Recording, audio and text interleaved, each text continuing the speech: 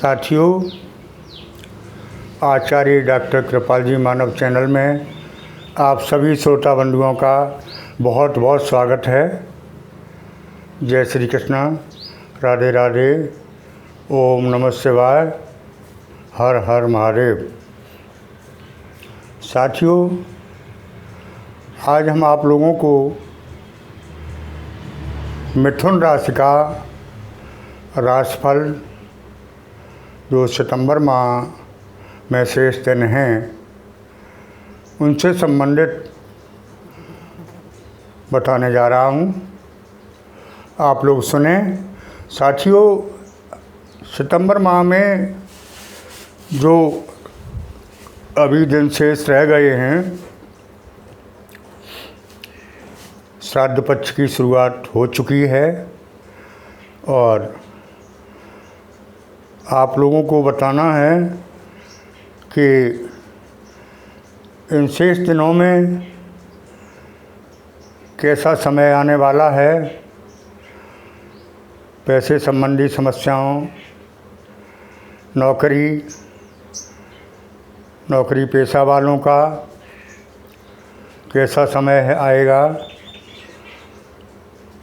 और जो लोग व्यापार करते हैं उनके व्यापार में क्या लाभ हानियाँ होंगी, दाम्पत्य जीवन कैसा रहेगा, लव लाइफ कैसी गुजरेगी, शिक्षा प्रतियोगिता में क्या लाभ होगा। इन सभी प्रश्नों का उत्तर आप लोगों को देने जा रहा हूँ। आप लोग सुने और लाभान्वित हों। साथियों, आप लोग सोचते होंगे कि आचार्य जी जैसा बताते हैं वैसा नहीं हो रहा है। साथियों, ये ग्रह नक्षत्र के ऊपर है। मिथुन राशि के तो बहुत से लोग होते हैं, तो किसी की जन्म कुंडली में ये सटीक बैठ जाते हैं, किसी की जन्म कुंडली में विपरीत बैठते हैं, सही नहीं बैठ पाते हैं। साथियों, वैसे 50% से ज़्यादा लक्षण मिलते हैं। साथियों, मेरा कहना ये है कि मिथुन राशि के लोग अक्सर देखा गया है कि इनसे लोग ईर्ष्या ज़्यादा रखते हैं, जलन की भावना रखते हैं। दुश्मनी तो नहीं कहना चाहिए, दुश्मनी और जलन में फ़र्क होता है। ईर्ष्या की भावना रखते हैं, जलन की भावना रखते हैं, क्योंकि ये लोग सेल्फ होते हैं और स्वाभिमानी होते हैं। साथियों, ये मन समझना, स्वाभिमानी का मतलब अभिमानी से नहीं है। अभिमान और स्वाभिमान में फ़र्क है। स्वाभिमान का मतलब खुद का अभिमान। घमंडी नहीं होते हैं, इसको घमंडी नहीं कहना चाहिए।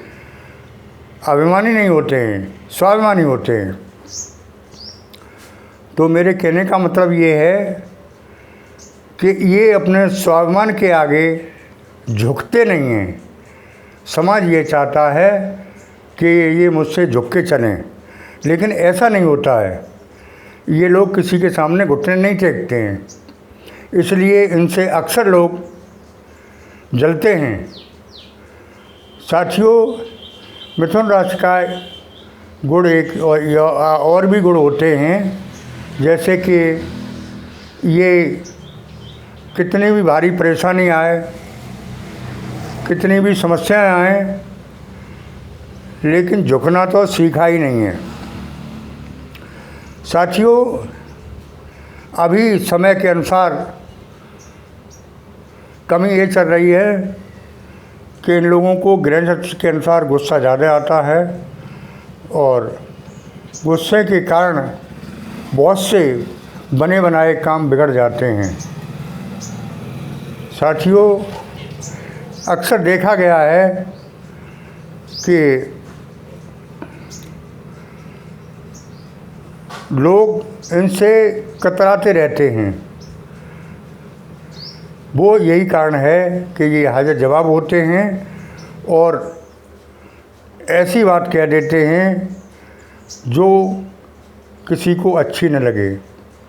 मतलब कहने का ये है कि सत्यम ब्रुवात प्रियम ब्रुवात न ब्रुवात सत्यम प्रियम, मतलब सत्य बोलो, प्रिय बोलो, ऐसा सत्य मत बोलो जो किसी को अप्रिय लगे। लेकिन ये लोग ऐसा बोल जाते हैं जो कि किसी को अप्रिय लग सकता है या लगता है। तो साथियों, मेरे कहने का मतलब ये है कि ये महीना जो है,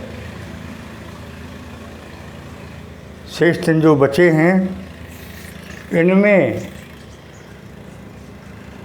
समय उत्तम ही रहने वाला है और काम बनेंगे।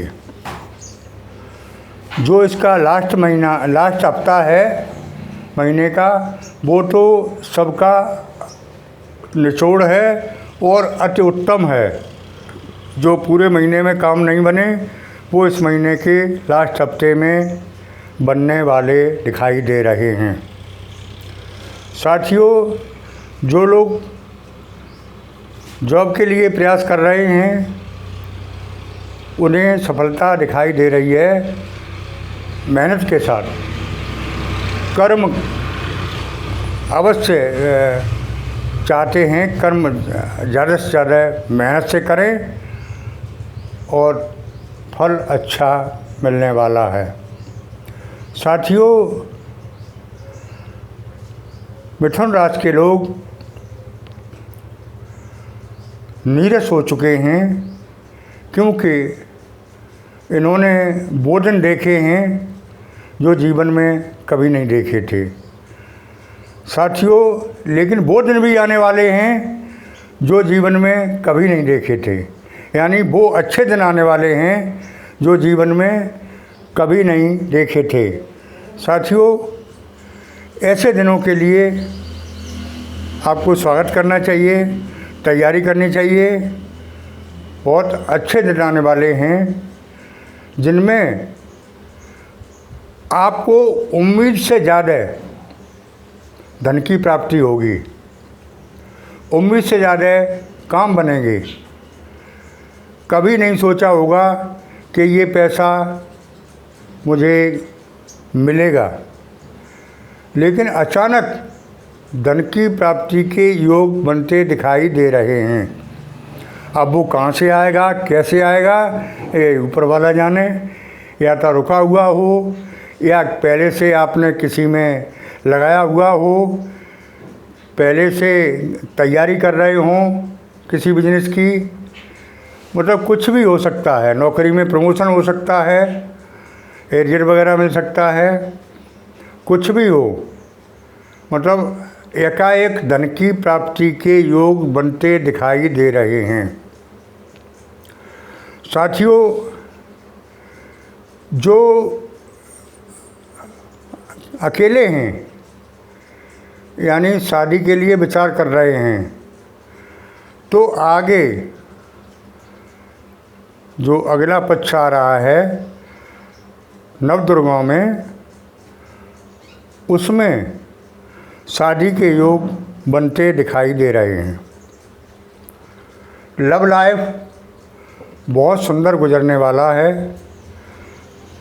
ये अगले महीने अगले पाक से यानी नवदुर्गा से और अच्छा व्यतीत होगा। साथियों, जिन लोगों के प्रमोशन रुके हुए हैं, नौकरी के लिए प्रयास कर रहे हैं, तो वो भी सफल होते दिखाई दे रहे हैं। साथियों, मिथुन राशि के लोगों ने ज़्यादातर नई योजना तैयार की हैं, तो वो मेहनत के साथ अच्छी तरह फलीभूत होती दिखाई दे रही हैं। अच्छे काम के लिए जो तैयारियां चल रही हैं, चाहे वो किसी तरह हो, बिजनेस हो, व्यापार हो या राजनीतिक मामला हो, कुछ भी हो, अच्छी तैयारियां जो चल रही हैं उनमें सफलता मिलेगी। साथियों, जो राजनीति के क्षेत्र में जाना चाहते हैं तो मिथुन राशि के लोगों में नेतृत्व करने की क्षमता अच्छी है। उस क्षेत्र में भी इनकी प्रोग्रेस अवश्य संभावी है। साथियों, आगे मैं यही कहना चाहूँगा कि आप अपने कर्म की दम पर, मेहनत की दम पर उन्नति के शिखर पर चढ़ते चले जाएंगे। इसमें कोई संशय वाली बात नहीं है, कोई रोक टोक दिखाई नहीं दे रही है। समय आगे अच्छा और अच्छे से अच्छा आने वाला है। दुनिया के किसी बहकावे में ना आए, मेहनत करते रहें, अपने इष्ट का पूजन करते रहें। मैं ये नहीं कहता हूँ, अक्सर आचार्य जी या शास्त्री लोग ये कहा करते हैं कि अमुक देवता की पूजा करिए। देवता सभी एक होते हैं, आपका जो इष्ट है उसी की पूजा करिए, जिस इष्ट को आप मानते हैं। मेरे कहने का मतलब ये है कि अक्सर लोग क्या करते हैं कि मुझसे मिले, मैंने बता दिया भोले की पूजा करिए, दूसरा मिला उसने कह दिया हनुमान जी की पूजा करिए, तीसरा मिला उसने कह दिया गणेश जी की पूजा करिए, चौथा मिला उसने कह दिया राम जी की पूजा करिए, और अगला मिला कृष्ण जी की पूजा करिए। नहीं, जो तुम्हारे पास है उसको खोना नहीं है। तुमने अब तक अपना इष्ट भोलेनाथ को अगर बनाया है तो इनको नहीं छोड़ना है। इनकी तो पूजा तुम्हें करनी ही करनी है, जिसकी कर रहे हैं।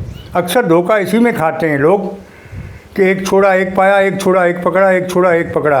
ऐसा नहीं करना है। जिसको आपने जीवन में पकड़ लिया है, जिसकी पूजा शुरू से कर रहे हैं, उसको छोड़कर दूसरे की करने लगे तो क्या वो नाराज़ नहीं होंगे? इसलिए जिसकी पूजा आप शुरू से कर रहे हैं उसकी पूजा तो छोड़नी ही नहीं है। चाहे कोई आचार्य, चाहे कोई शास्त्री आपको कितना भी कहे कि उस फला देवता की पूजा करिए, नहीं, मेरा इष्ट वही है और उनकी मैं पूजा करता आया हूँ। सब एक ही माया है, एक ही ईश्वर है, एक ही परमात्मा है, एक में ही सब समाया है। और जो आप उस एक को जिस रूप में मानते हैं उसी रूप में मानते रहें, बदलें नहीं किसी कहने के अनुसार। अक्सर इसी में धोखा होता है, एक छोड़ा एक दूसरा पकड़ने में, कि पहला तो नाराज़ होगा फिर। इसलिए मैं साथियों आपको सलाह देता हूँ कि अच्छे दिनों के लिए जो उपाय बताए जाते हैं उनमें मैं किसी तरह से कहता रहूं कि मेरे तो इष्ट भोलेनाथ हैं, तो मैं ज़्यादातर भोलेनाथ का चित्र लगाता हूं, भोलेनाथ की पूजा करता हूं और भोलेनाथ की पूजा के लिए ही आपसे कहता हूं।